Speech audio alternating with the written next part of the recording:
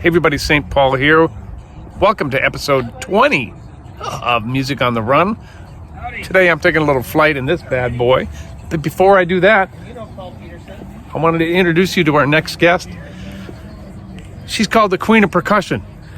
Sheila E is next on Music on the Run. Before we get started here, do me a favor. Wherever you got this podcast, make sure you subscribe, give us a rating, and if you have time and you like what you're hearing, make sure you write a review. It really helps us get the word out so we can have a lot more people coming to the party. Hey everybody, I'm St. Paul Peterson. Prince gave me that nickname, and I've been lucky enough to tour with people like the Steve Miller Band, Kenny Loggins, Peter Frampton, Donny Osmond, to name a few. And when I'm not playing music, I love to run.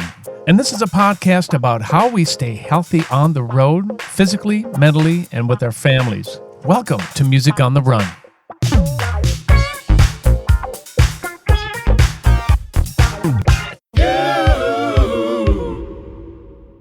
Hey everybody, St. Paul here, and welcome to episode 20 of Music on the Run, my 8th interview from the Peterson Musical Basement. A lot of notes have been played down here, and I have a feeling my next guest has a similar basement, and a lot of notes have been played down there too. Speaking of our next guest, she is a multi-instrumentalist, an artist, an actor, and a philanthropist. She comes from a musical family like mine, was recently nominated for an Emmy, which is so cool. I can't wait to talk to her about that. Has played with everyone from George Duke to Prince. She is the Queen of Percussion, and she is my friend. Please welcome Sheila Escovedo, or as y'all know her, Sheila E. How are you, cousin? I'm good, cousin. How are you? I'm good. I'm so glad that you had time to do this. Thank you for taking the time out to say hello to everybody on Music on the Run. Yeah, no problem. This is my pleasure. Thank you for having me.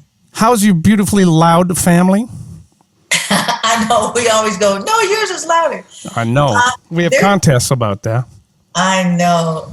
They're doing good. Thank God. Everyone's good and trying to figure out, how to get through and what are we doing and how do we get through this. The main thing is that we're all healthy, so that's a good thing. So you had a busy start of 2020 until COVID hit. You're on fire. How was the Grammys and doing that whole Prince tribute at the Grammys? And congratulations, by the way, on the Emmy. How cool is that? Thank you. Everything was good. I mean, it was a lot to do and put together. I'm sure. Good. Yeah, I have a good team of people, and it takes a village, and it was a lot, but we got it done, and it was our honor to be a part of it, and all of it was good. All of it was good. You also got another honor from Berklee School of Music. You are now a official doctor. You got your doctorate, yeah? This is my second one. Is that right? Where's the other one? My second Emmy nomination, by the way. Okay. Well, then we got to update your wiki, baby. That's what I got to get my research right here. I'm a professional. Well, that's great. Congratulations on your second Emmy nod and your second doctorate. That's awesome. Yes. Thank you. Well, you and I did a podcast for you. When was that? A couple of years ago? You remember that? That was like 3 or 4 years ago. Yeah. Man, but did you ever end up doing anything with that? Did you? We did something. Yeah, we did some things online digitally, and then it was just too much going on. I'm like, I don't have time right now. You have been incredibly busy for your entire career. Before we get into how you and I know each other, this is called Music on the Run, and really, the premise of this whole podcast really is to talk about how you stay healthy when you're as busy as you are and traveling as much as you are. You spent your entire career on the road, and you've had a couple of health issues here and there, but how important is good health to you, I guess, is my first question. Oh, without your health, there's nothing. You will not exist, and especially in these times, and especially when you get older. Mm-hmm. You have to work harder. It's a lot. I mean, I try to do everything possible. I try to have some sort of balance, if you will. I drink a lot of water. Okay. And tons of water. Well, your body is 80% water, so if you don't replenish and cleanse, it's not a good thing. In the mornings, I have like this, just a thing of water, right? Right. And right now, this has blueberries, cucumber, and lemon. When you first wake up in the morning, no matter how many hours you sleep, and before you have breakfast, your breakfast is because you're breaking your fast from not eating. That's what breakfast is. You're breaking your fast. Yeah, you educating me, yo. So when you break your fast and you have breakfast, the first thing you should do is have like a glass or two, like literally a huge glass of water or two, because after sleeping all night, if you drink water, then you'll flush out all the toxins that have been sitting throughout the night, So you start fresh and you cleanse with water first, and then you have your breakfast. Right. There's little things like that I do. I love juicing. Okay. Fresh juice, like making my own drinks from kale to, with cucumber, beets, all kind of stuff. I love making my own juices. So I do really well when I'm doing those juices and juicing in the morning, and then having sometimes like 2 breakfasts. It'll start with the protein drinks, or green drinks that I make at home. Right. And then sometimes later I'll have maybe a hard-boiled egg and a piece of toast or something. Salads, and again, I love fish, and I try to eat good. What gets me is after 7 o'clock, then you want to just eat all the wrong things. It just all of a sudden it starts to get dark, and you're like, I want some chips. I want, all kind of stuff. So, mine is ice cream, but yeah. Oh yeah. Yeah, so it just depends. I mean, if you try to have a balance, and that's all I try to do. I only work out a little bit. I should be working out more. It's getting harder. I have more ailments. Oh, my gosh, it's crazy. Yeah, it seems the older you get, the busier you get. I mean, you've always been busy, but, girl, you are on fire lately. It's been so fun for me to sit back and watch all the different things that you are involved in. And it is so many different things. It's from playing to educating, to producing television show. It's incredible. Are you having fun, I guess, is a question. Oh, of course. I mean, it's, when you know your passion and your purpose, and, you're able to do it. I mean, it's fun, so it's a lot of hard work. It doesn't seem like a job, but, right. I just enjoy it. I love being under pressure and having to make something happen, or help create something, or putting people together to make something happen. So I love being a part of a team.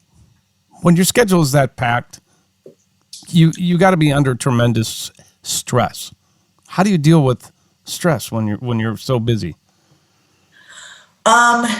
First of all, every morning when I wake up, after having some water, if not around that time, I turn on my phone, and I have a couple of prayer groups. And the first thing is I look, and my prayer for the day from my friends are there at 5:30. And it's hold on, sorry. That's okay. That's part of the deal. I know, right? It's not, my prayer is there every morning at 5:30, and so anytime I wake up, I can read my prayer. I start with that. You have to be present, and you have to really figure out ways how to not be stressed by the things that happen just on a daily. It has nothing to do with even work. Just every day with, everyday life is stressful, and what you're going through and what we're all going through, right now. So you just have to find, again, some kind of balance to figure out what you can do to take a minute. You have to find those moments, take 5 or 10 minutes throughout the day. I find myself having to do that a lot, to sit back and go, okay, I need a minute, hold on, because I don't want to get to that place. Hold please. Hold please. Let me stop for a minute. Yeah, so I have to take those moments and just go outside, or, again, I don't watch a lot of television, but if there's too much stuff going on television, even though it might be on and I'm working, I turn that thing off. It's like it's distracting. There's too much happening. And I just like it to be quiet. So I set the mood for whatever I'm doing or my situation. Like if you come into my home or if we're, working in the band and we're bringing other people into the room, it starts with how you want the room to feel, which is how you want to feel and how, you present that in that room. So in the room, I want people to come and go, oh, this feels so good. Oh my God. And you hug them and it's like, hi. And that helps you not to be stressful so that they're not stressful, because people come into the situations a little bit nervous or they're stressed out by what they have to do or what they just came from doing or come from doing. So it's the environment. When I'm in my car, people crack up because I'm in my car, depending on how I feel. Like sometimes I have on spa music or, some nice gospel music, but it's not loud, just like nice and calm. The room, the temperature in the car is calm. The windows are up. And, if you roll down the window, you hear the sirens on, hey, do it. And in my car, and it's nice and relaxing. Right. I try to do whatever I can to just breathe, really. So you set the tone, and that actually gets me into my next question, because that's leadership. You set the tone of how you want things to roll. Mm-hmm. Are you a good leader? Not all the time, no. I learn by my mistakes. I think I do well putting people together. Okay. And I think I'm an okay leader at times. And then I think when it comes to a place where you have to be really strong and you've got to push through, that's when I really like, okay, let's go. We got to get this done. Those times when I crack the whip, you can ask all those players that have been with me, oh, you don't want to go to Sheila E boot camp. They talk about it all the time.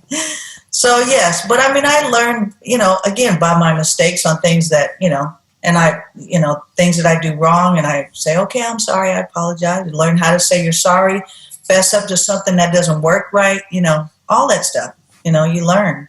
That's great advice for people coming up too, because you don't have all the answers. Who could possibly have all the answers? Right. And we all make mistakes, and it is a learning. Absolutely. It's part of the journey, right?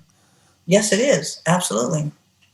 So tell me about the Escovedo family growing up in an incredibly funny, musical, of course, family like the Escovedo family. I mean, everybody's musical. Your godfathers, your cousins, your brothers, your moms and dads, uncles. What was that like, and how did that form you as a musician and a person? Well, you should know, having a big family, all of them being musicians, it was loud, crazy. Yes. Mm-hmm. I mean, you guys were loud, right? Your mom plays, everybody. I mean, you have music all the time. This is the basement where it all happened, by the way. I don't know if you heard that, but this is where I'm sitting right now is Mom's basement. When she passed, I bought the house. So from 1958 until the present, this is where everything happens. Everything. Oh, that's awesome. You'll be here. You may have been here in years past. Who knows? I can't remember. I remember driving by in the front of the house. I don't know why, and I don't know if you weren't there when I came by. Something happened. That was a couple of years ago. But I know I've been there. But yeah, it's, that's awesome that you have the house and that's where everything happened. I mean, we always go back to the Bay, to the house where we had the most fun, where all the music and sitting on the steps and jamming. And oh my God, we always talk about that duplex that we lived in. It was very small with all of us in there. It was interesting. Interesting dynamic being, I guess, growing up, like, watching your mom play, growing up watching my dad play, and being around music every single day, it was kind of the norm to just hear it. Like, we heard that more so than watching television again. So having people come over, Pops had people come over and do jam sessions. Then sometimes he would have a smaller band rehearse in the living room. And then again, I didn't know that they were famous. If you had Tito Puente come over, I had no idea. and then you see all these things happening, and you're surrounded by music constantly, so you kind of pick it up, not knowing. I mean, I always say, if Pops was a carpenter, maybe I would be a carpenter. I don't know, But the flip side of it is my mom's being very, very aggressive, crazy, funny, and a tomboy and an athlete. I got that side as well. So I got the musician side as well as the athletic side. And it was crazy, and all of us kids jamming and playing together after a while. And, Pops used to get mad at us, stay away, get off my gear. And he could tell when we were playing his drums or whatever, because we tried to put it right exactly, yes. And he just knew it was off that little bit. Yeah, I bet you $20 he did that on purpose. He said, "Don't touch this." That's what Billy said my father would do. He'd say, "Don't touch my bass." And of course, Billy would sneak down, get the bass and play it and try to put it exactly where it was. That's how, it was weird, kind of like reverse psychology. Right. Wow.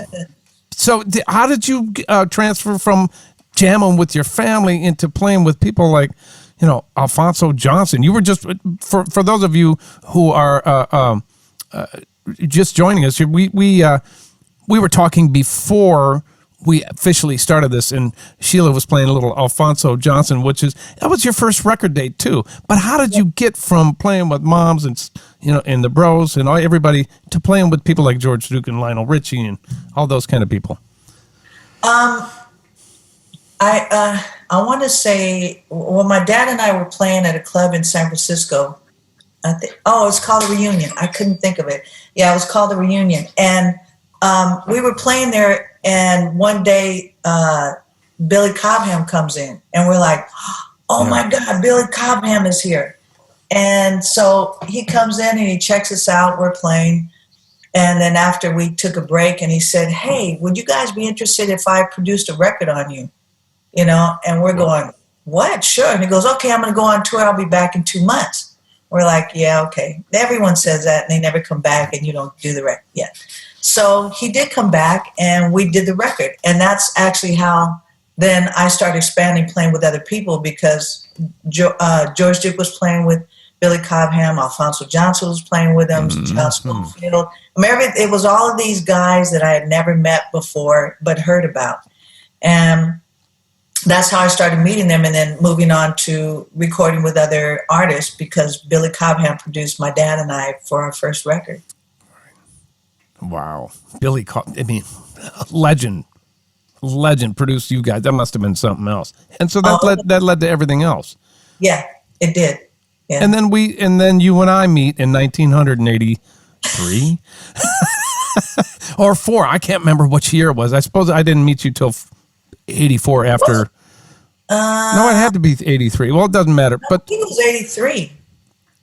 You were in the Prince camp around the same time that I was, and that's when you and I met. And what I remember about our interactions back in those days were the videotapes that we used to have to send back and forth to each other, right? So we'd be rehearsing in Minneapolis with the band I was in called The Family, and you were rehearsing in Oakland? I don't know. San Francisco.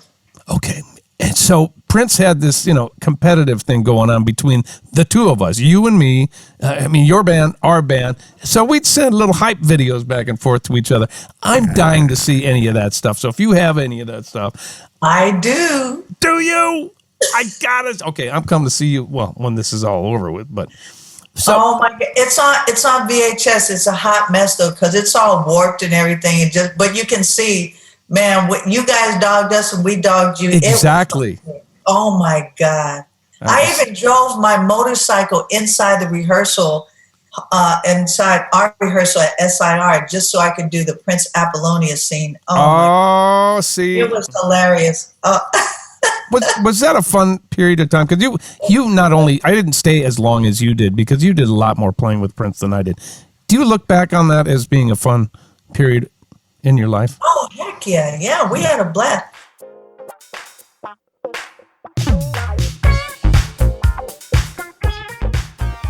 We're going to break away for a second here so I can tell you about a couple really important items. Number one, we have a brand new highlights page on YouTube. We want you to check it out. It's especially made by our intern, Jake Miller, for people who don't have quite enough time to sit through the entire video podcast.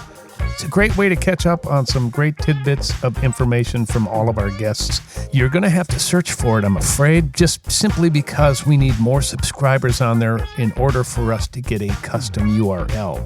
But it's Music on the Run Highlights. You know what else is on there, you guys? A brand new feature that we've been doing strictly on Fridays. It's called Funk Friday. Got to have a little funk for your weekend. We feature great musicians, some former guests, some future guests, and it's a little 1 to 2 minute vignette of us jamming and funking out. And it's a great way to kick off your weekend. It's called Funk Fridays, every Friday. Check it out. It's on the Music on the Run highlights reel. And of course, you'll find it on Facebook and Instagram as well. All right, let's get back to the interview. Yeah, we had a blast. Well, I mean, I met Prince in 1977, right? I didn't know that. Yeah, right when he started his first record, he came to the Bay Area to do his first record, and then played the Circle Star Theater, which was in San Francisco / San Carlos, in San Francisco. So, to go see him playing, it was the first time. I had heard about him for so long. I'd say for so long. It wasn't that long because my dad was in Santana and they were in the same studio. So, and there was this buzz happening. It's funny because Andre and I heard him talking about it when I interrupted that Zoom call that happened with all. Oh, right. Playing bass players, yeah. And we had never talked about it, but there was a buzz going on. I was like, I want to meet Prince, So it was 1977 that I met him, and we became friends instantly. And he started coming to San Francisco and the Bay in Oakland just to visit me. He would stay in San Francisco, and I'd go pick him up. Then I just showed him everything about Oakland.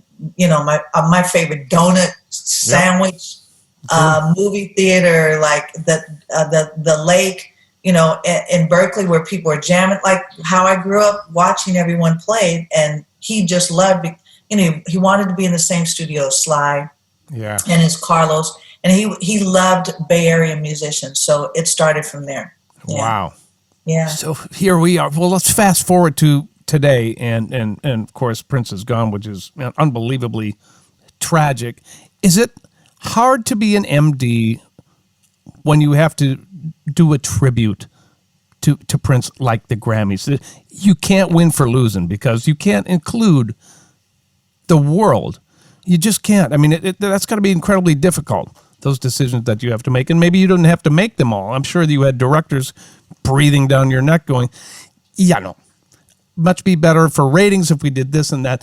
Is that hard for you to make those decisions? Because I know it must be. Well, I was asked to come in initially before they had already made a bunch of decisions. So I came in the middle or a little towards the beginning of it. And so there were decisions made. And yes, it is about ratings and, there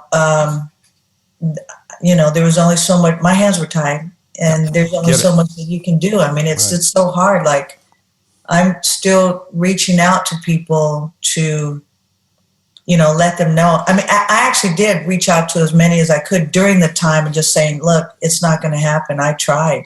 And I did, and it's unfortunate, but at the same time, Prince touched so many lives, and he had so many different bands and who came in and out of the bands in those periods in which he had changed who he was as well and what he looked like and what the music was about and what he wanted to talk about. And so each band had a theme and he was influenced by those people as well that were in the band. So, there were a lot of us. There were a lot of us that were influenced. When we influenced him, he influenced us. And, I would hope that one day we could all get together and really do something. That was my dream and desire a long time ago, for all of us to do something. And maybe one day we can. Well, I have to tell the people who are listening or watching that Sheila is responsible for getting the band, The Family, back together at your first, was it called? Was it Elevate Hope, or what was it then? It was Elevate Hope back then, yeah. So that was, I can't even remember the year, but we played the Forum, and it was such a celebration and a reunion of sorts. It was. To get everybody back. It was unreal. Yeah, no, that was incredible, actually, because that was the first time, like, I wanted the Revolution to come back together and play, and also the Family. And then I had asked Morris. Morris didn't want to do it, but I think Jerome came. He did. Yeah, he was Jerome. there. Yeah. Oh, yeah, because then he went part of you guys, yeah. Yeah. Jerome came, and then we did Madhouse. We did part of Madhouse. Yeah. We had Apollonia, Jill Jones, Carmen Electra, Patti LaBelle, Shaka. Mm-hmm. We had so many people, and then we wanted to make this we called it a family jam. Right. And we actually had Cubby mixing, which is the guy who he mixed all of the Purple Rain tour. We had Roy Bennett doing the lights. We had all the people behind the scenes and the managers, the road managers, people who assisted. As many people as we could have from the whole Purple Rain tour was a part of that event. And it was, man, to see everybody, that was amazing. Yeah. What a joy that was. Gosh, that was amazing. And to not only to see everybody, but to rekindle old friendships, to listen to that great music. Yeah. It was unbelievable. So thank you for that. That had such an impact on me and the group F Deluxe, the Family. We started making records again because of that. That's awesome. That's cool. There's a lot of strong women in my family, and the music business can be a boys' club. Let's just call it what it can be. And you're such an inspiration to all women out there. Is it a struggle being a woman in this business? No. I'm lying. Okay. Because young girls need to hear how you overcame that, because I know I've got sisters and my mom paved the trail for my sisters to be successful in this business. And I know what it is. So I'd love to hear your story and your experience with that. I think sometimes it still is a struggle. I think there are times that, actually I can't say it still is. It is, because something recently that just happened that I can't talk about. And it's a boys' club, all right. Mm. But what I do is I continue to try to respect, and I say try because sometimes things happen and you just kind of go, gosh, I'm sorry, I apologize. I try to respect people, and so they respect me back, I think there are times where you kind of have to push a little bit more. And it's unfortunate because when we do push a little bit more, because we should, and we shouldn't stand for or compromise. And when we do that, then we're called out of our names. Mm-hmm. But if it was a man doing it, he's a smart guy and he's going to get paid more than us. It's kind of unfair. Yeah. But I think there's still a lot of things are changing slowly, but there's still things that are happening definitely that need to change. And the way to get through it is, first of all, don't let anyone steal your joy. And so you really have to love yourself and believe in yourself. And there are times when you might doubt yourself, which is a human reaction, sometimes to doubt or maybe like, I'm not really sure. Then go speak with someone. Have a second opinion, a third opinion. Do some research, figure out if this is what you want to do, and until it feels right. And I've had so many people say no to me, it's not even funny. So I looked at it as saying no is not because I'm not capable of doing it. no means opportunity. So if it meant that maybe that situation wasn't for me, but because of that situation and I went towards it, I tried to make something happen. That didn't happen, but it opened the door for something else that I didn't even realize. It went, oh gosh, here it is, right here.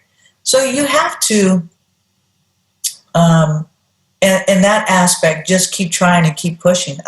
The story I tell all the time is when when I was a teenager, still trying to let everybody know, oh my God, I want to play percussion and drums. Now I know what I want to be. This is what I want to do. I want to be a musician now. Forget all the other stuff. I would go to these gigs and all of these bands that were playing, when some of them were big bands and popular and others were not, local bands, I would go on one side of the stage and I'd yell over here, hey, can I play? Can I sit in? And they look at me like, get out of here, you little girl, right? No, come on, I just want to play. Just like bugging them. Yeah. Get out of here. And I'm like, darn it, I'm going to go to the other side of the stage. So then I yell and I go on the other side. Hey, can I sit in? They're like, hey, I said, can I play yeah, come on over. Wow. I'm going to get on that stage. Got to be persistent. You didn't give up. No. I'm going to tell my daughter, who's in the music business in Los awesome, Angeles. By the way. Oh, you're so sweet. Oh. Yeah, she's got it. Killing it. She just put out a new single. I'll send it to you, and we're done with the interview. It's a dance single like your new single, by the way, which is killing. Yeah, it's great. So you could, at this point, you've done so many beautiful things. You could just say, you know what? Done. So what continues to drive you?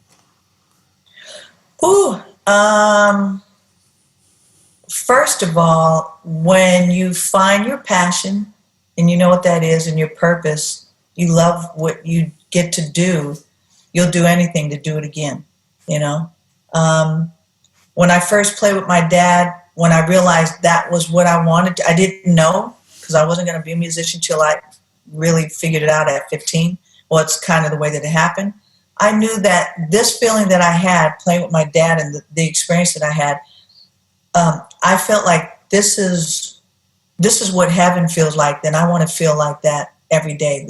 This is how it feels to be close to God, or now I realize this is my gift. So like, I have to go share this gift, you know?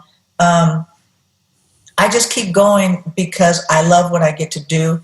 I get joy from sharing my gift. I get joy from people, making them happy. You know, I always say that my one job that I have in life, the only job I've ever had, is to bless one person every single day. So if I bless that one person, just one, then I've done my job. And that's all that I have, is to just bless one person. If I can reach one, then I've done my job for the day. If you get more than that, amen. But that's what keeps me going. And that has to do with, if it wasn't for our fans, which I call our family, if it wasn't for our family out there, you know, supporting us and loving what we do and appreciate us, and, you know, we wouldn't have a life, you know, not at all. So I do it because I love to make them happy, and I love what I get to do. All right. I remember when you and I were hanging out in LA, you invited me to go down to Pastor Bam's church. Yes. Talk about killing. Oh, yeah. Pastor I woke up to some serious, wonderful music, wonderful word. And you're like, come on, cousin, let's go. And I'm like, it's not really my thing. And I had a lot of excuses, but I'm so glad I went and you were able to expose me to that. How important is your faith in your life? Everything. It starts with faith, family. It starts with faith. I mean, I just, I think through the years, I've learned so much. And one thing was based on, I thought that I was in control of everything. I thought that I could control everyone. I thought that I could jump out of a plane without a parachute and still stand up and go, I am Superwoman. You know, I thought that I could, you know, nothing could shake me, and I'll, you know. And then I had a mishap with my back and my lung, and that shut me down to in 90 or 91. That shut me down to a place where I realized, okay, hold on, I didn't know that I could possibly die. And I figured out, well, shoot, I've been mistreating people, and the way that I speak to them like this, as opposed to speaking with them, I was speaking at them. I went through that phase. Woo, it was not good. And I didn't, I did too. Yeah,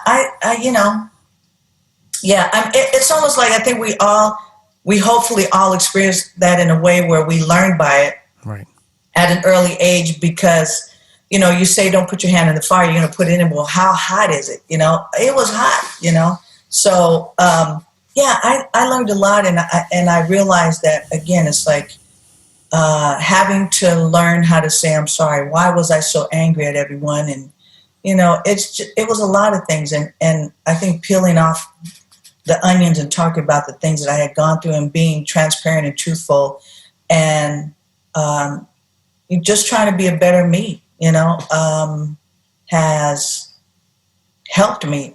But it got to the point where I said, God, I can't go through this alone. I can't do this. I don't know what to do. I have no, and I started talking to God, saying, look, and praying, and just help me be a better person, soften my heart, help me to see the things that I'm doing wrong, so I can be better. And I'm still a work in progress. I mean, every day I mess up doing something, but at least I'm failing forward as opposed to not acknowledging my wrongs, to make them better or right. Not trying to be right, but better. And so fixing that, and faith has done that for me. That's great. And for me as well. So, of course, in Minneapolis, we had the tragedy of the murder of George Floyd. And I have to ask you, because I've known you for so many years, and I have to tell you that there has been an incredible awakening here, not only in Minneapolis, but all over the world. How has been being a person of color, or which I don't love that terminology, but how has that affected you in your life? Growing up in Oakland, and where I lived, a couple of places where we lived in the community, the ghetto, we called it, but we didn't call it the ghetto then. We didn't know any different. But, it was a thing about you had choosing. Either you were black or you were white. There was no in between. So it was one or the other. And then close to my teens, I grew up in the surroundings of Black Panther Party. And later on, a couple of years later, then my dad and I got asked to be to perform at one of their events where they were feeding the community, because that's what they were doing every morning, feeding the communities there in the Bay. So we played for one of their events in the parking lot. So to be around that there was constant fighting, there was constant, and fighting for peace, but fighting for justice, and fighting for the rights. And, I remember going to Europe, and my hair was braided, and I was going to Europe. I'm not going to say where it was, but we showed up, and this was in the 70s, and showed up there, and people were spitting on me and pulling my hair, staring at me, calling me names. And there was another place I had gone. I was 15. It was another country where, people were yelling at my dad and I, saying, go back to your country, and all kinds of stuff. It was just crazy, you don't belong here. And I kind of joke around by saying I'm one that sometimes I get a pass. I'm on the lighter side. My mom is Creole, but my grandparents, my grandmother was very fair skinned, and my grandfather was middle, but both their certificates say Negro on it, So it's, we're mixed, and we, growing up, it affected us. Absolutely it did. And even now it has affected us. And it's interesting because so many people have lost their lives because of hate, because of color. And we're not born that way. We're taught that. Yeah. So it's a shame. And this is I feel that we have a chance right now to, we are standing up and we are protesting, mostly peacefully. We should go out and register to vote. If you haven't, we have to make change. It's our responsibility to go and do the homework and read up on who we want to vote for, not just voting for someone to get someone else out. We really need change within the system. Everything is broken. We're on a system that has been here for hundreds of years that is wrong, and it's broken, and it's gotten worse. And at the same time, we're dealing with two situations. We're dealing with COVID-19, a pandemic, and we're dealing with racism and hate. Mm-hmm. Oh my God. It's a scary moment, even for us as adults, and I can't even imagine what the kids are going through. So the pressure and things that we're going through is not easy. And I feel that we can make change together.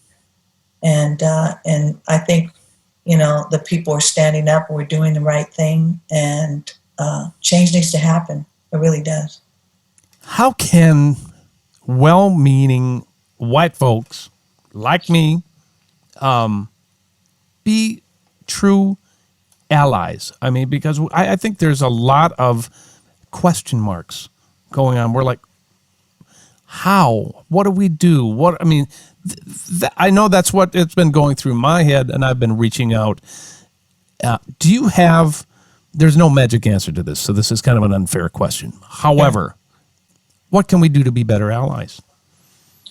I mean, the thing is just, for every human being, we should stand up for what's right. We're human beings. Right. We were created, this is my belief, again, God created man and woman. We are human beings, and we're sitting here wanting to kill each other based on what color we are, what race, because we hate, because one is better than the other. And it's just awful. So I think that, when I talk to my friends who are not of color, which I don't even know how you say that either, but exactly. My brothers and sisters who are my brothers and sisters, like you, Period. I don't look at color until people bring it up, and now we're in this place about color. Mm-hmm. But I've known you forever, and I see you as a brother, and I think that you do what you feel is right to stand up by saying, this is wrong, what's happening. And I stand with Black Lives Matter. Yes, I stand with people of color. Yes, I stand with injustice. I stand against injustice. I stand against white supremacy. It's wrong. I stand against hatred. I stand for love. I stand for peace. I stand for righteousness. I stand for respect. It's just the right thing to do. And it's not like you have to go around and say Black power and this works. It's not about that. And again, I don't have the answers other than what I've been through myself. All I know is that through this whole thing, I'm so angry. I'm pissed off. I'm sad. I cry.